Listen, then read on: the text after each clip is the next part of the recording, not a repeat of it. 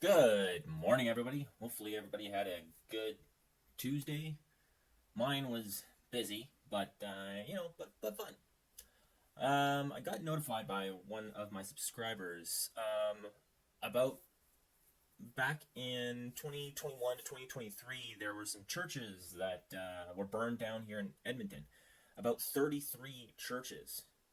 So uh, I decided to do a video on it since I've done a couple of videos on some other vandalism um, at other places. So let's get straight into this. From the CBC, at least 33 Canadian churches have been burned to the ground since May 2021. So far, 24 are confirmed arsons.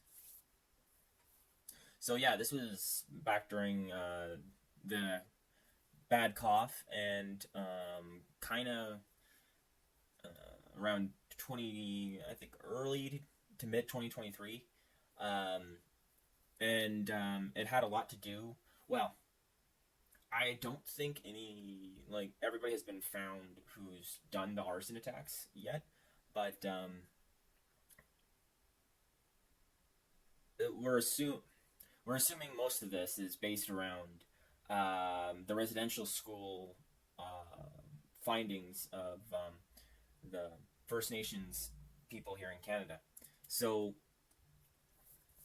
um, if you don't know what that is, it was some of these churches used to be residential schools way when Canada was like back even before Canada was founded, and they would take children from the indigenous tribes, and they pretty much force them to go to these churches to learn um, Catholicism and Catholic values and sort of reject the ones that they had. And a lot of these places, they they took them away from their families, and I mean, a lot of some of them they weren't really very good places. Let's just say. So, anyways, so upon finding some of these unmarked grave sites, people started using that as a reason to set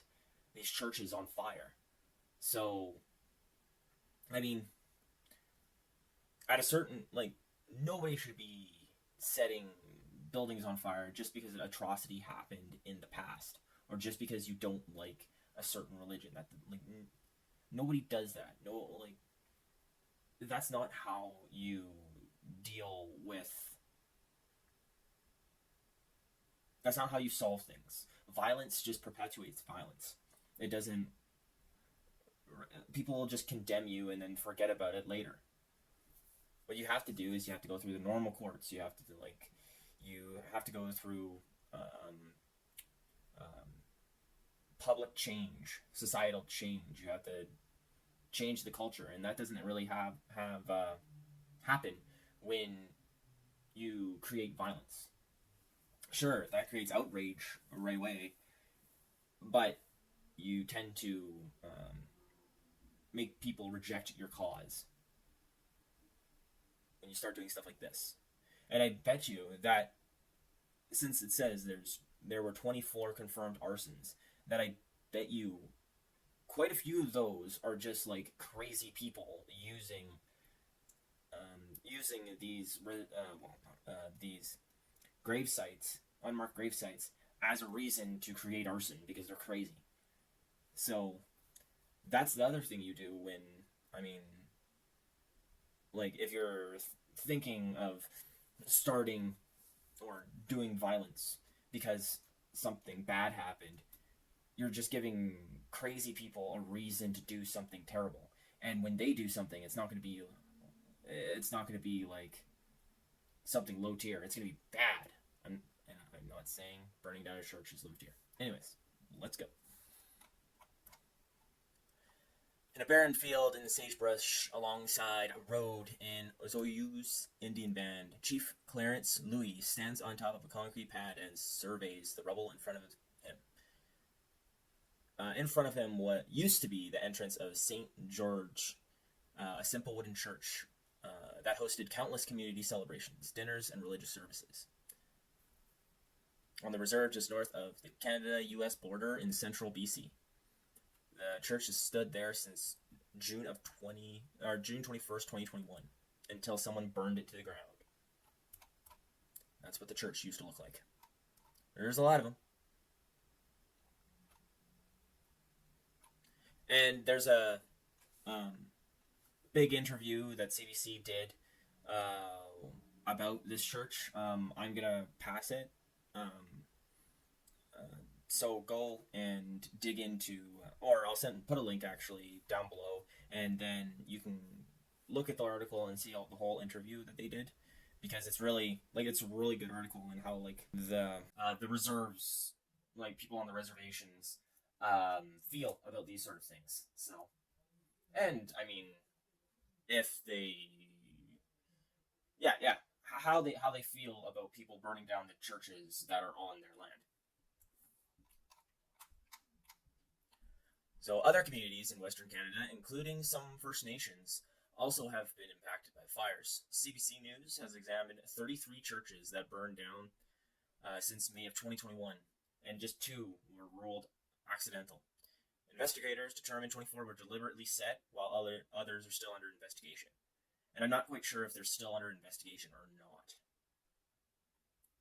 or if they're determined that they were deliberately set. So, this was a massive story here in Canada, the Kamloops residential school. So, in May 2021, Kamloops te Secwepemc First Nation near Kamloops, BC, released a statement revealing that researchers found 215 anomalies in the ground outside the former Kamloops Indian residential school. Leaders say they believe that there were unmarked graves belonging to Indigenous children forced to attend the school. Now, I remember that there was a whole big story about how the children there were, or how the bodies weren't confirmed. So it was kind of hazy. Were they, or was it something else? I couldn't. It might have been because I was using Google, but I couldn't find anything about it not being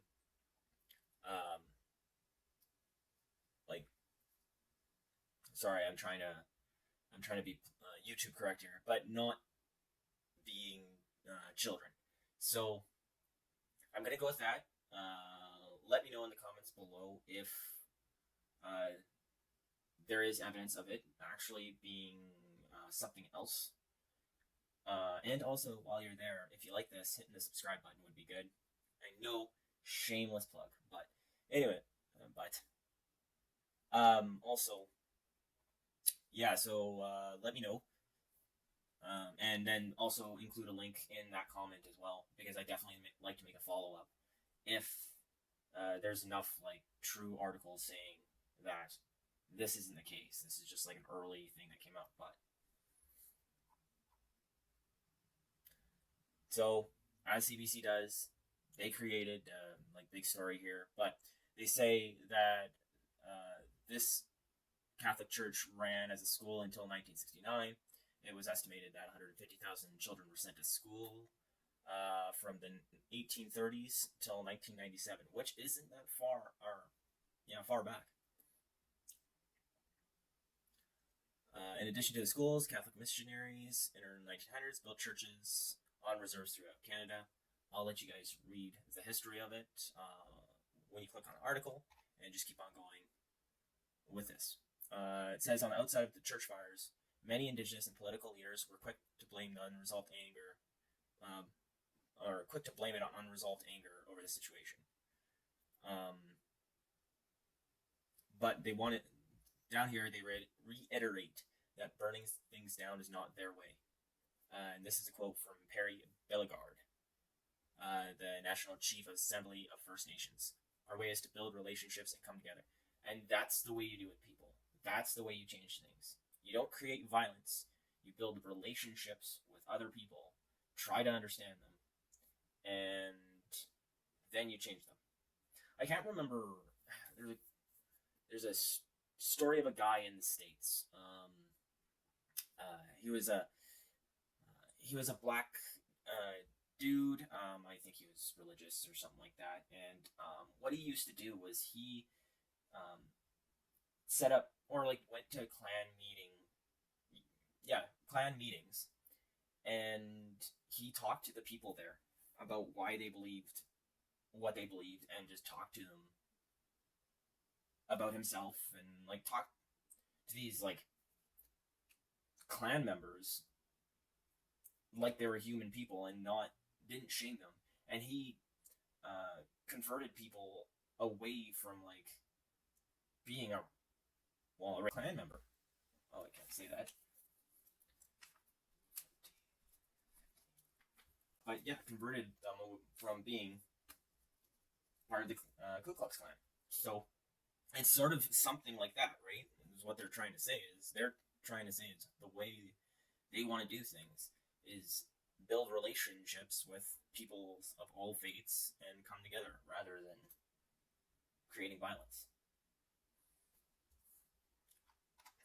And I highlighted this part because I have to go back on what I said on my previous video. Apparently, Justin Trudeau did come out and condemn these fires, saying the destruction of places of worship is unacceptable and must stop. So, good on you, Justin Trudeau. I don't say that very often, but when you do a good thing, then good. Then I will tell you good job and pat you on the head.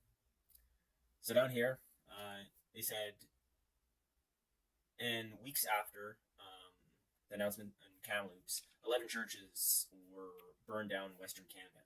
CBC examined police and court records along with media reports and found 33 fires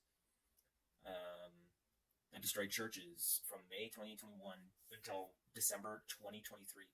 It's an increase from 14 fires between January 1st, 2019 and May 2021. So, yeah, quite from 14 fires to 33. That's like that's almost triple. Well, no. That's over double, let's just say. Let's not go crazy. And now going down through the rest, it's a lot more of CBC telling like their story, like they usually do, of everything. I don't pretty much want to copy a lot of what they're saying because I think I got more or less of the gist through.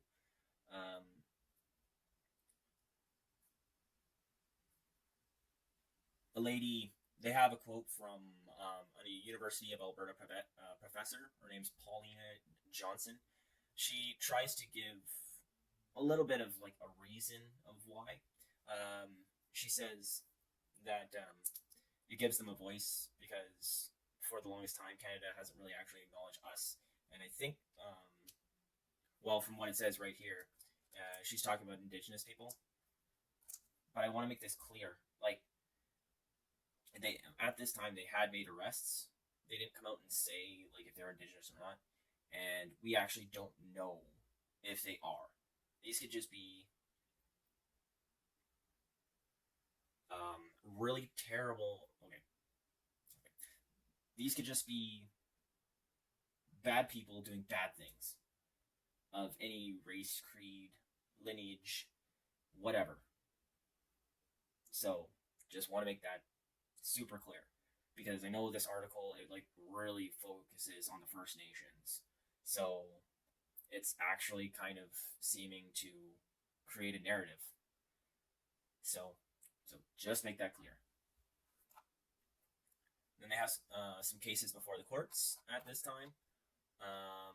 Two men in their 50s were charged in a fire that destroyed St. Bernard's Church near Kapaweno First Nations in Alberta. Their trial is actually going to be held shortly. There's also an 18-year-old man who's charged with a series of arsons and vandalism attacks on 6 churches near central Alberta, town of Panoka. It's early 2023. The teen and another youth charged in the attacks both entered guilty pleas to multiple counts of mischief, though they were never explained their actions in court records. So, I believe mischief is less than arson and vandalism. So they must have had a deal. But I think arson is a little bit more serious than mischief. It's probably because this was an 18-year-old that they were like, yeah, this is just a dumb kid who saw all this like really terrible news on the news, right? And thought he had to do something about it. Like kid. Well, it's bad to even call them kids because they're not kids. They're 18. They're an adult, but I mean they act like kids. Let's see here. The 18-year-old was sentenced in August to 2 years of community service and 6 months probation. Also, the fire that destroyed St. George Coptic Church in Surrey was a 35-year-old woman who blamed a conflict with her boyfriend, drug use, and mental illness, according to court documents. She got 4 years in prison. Yikes.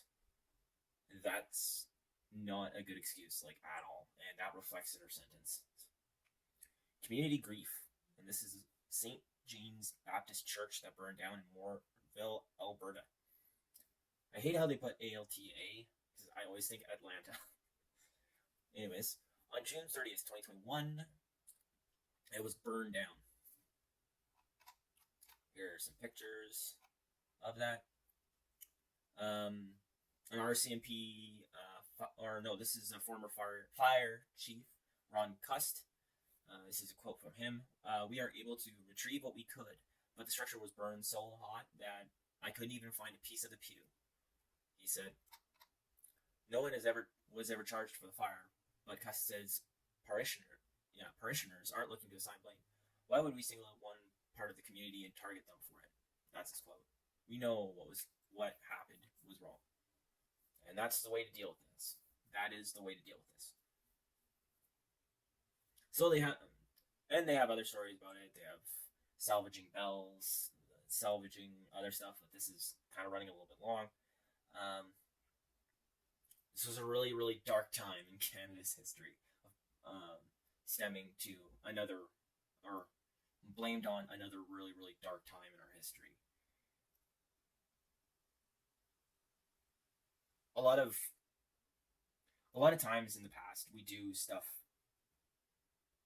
that was wrong while thinking it's the correct thing to do. I think these residential schools, they believed that they were saving all of these people's souls, and that they believed that they were doing this for the betterment of themselves, or like of these people. And well, you see how it goes right now, right? Like, and it did an extreme amount of damage, and we acknowledged that.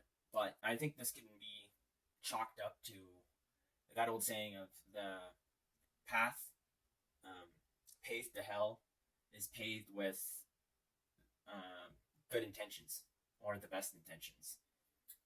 And it's very true in this scenario. Like, these early settler Canadians, they had the best intentions when they set this up, right? They were going to save all these First Nation souls, all these heathen souls, and they even say it in the article, like, from these indigenous groups. They're like, yeah, they said that, yeah, they did this to save us, right? And so they had the best intentions, but even if it took doing something extremely terrible. And yeah, now this is the outcome. And like most of the not the people who attended, but most of the teachers and quote unquote teachers, and most of the perpetrators are probably gone by now. And this is what became of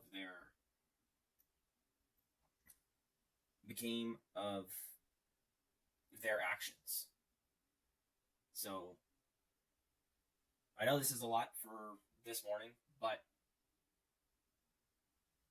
let this be a good sort of story to remind ourselves that, hey, maybe we should look at what we're doing right now, and will that actually will the harm we're creating right now create a better future? Or are we just doing the same things that these residential schools did in the past? Not exactly the same, but something similar. So I don't know if that really came out right. It's better in my head, but I think you guys get the gist. But let me know what you think in the comments below, and have a good day.